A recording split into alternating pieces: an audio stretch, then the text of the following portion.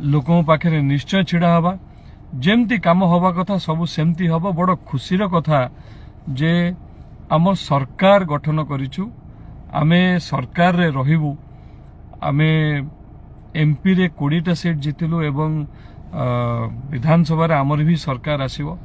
तेणु आमर कोनोसी काम अटकिबो नाही। मोर युवक भाई मानकु मोर बड़ भाई मानकु भी मु कहबा चाहूची जे आपण प्लीज मन दुख करंतुनी एवं आगामी दिन पई आमे रादर प्रिपेयर हवा। आगामी दिन पई आमे आउरी जोरदार काम केमती हबो, जोरदार संगठन केमती हबो सेथि पई लागिबा। कारण 20 दिन तळे जेतळे मु आस्थिली सेतबेले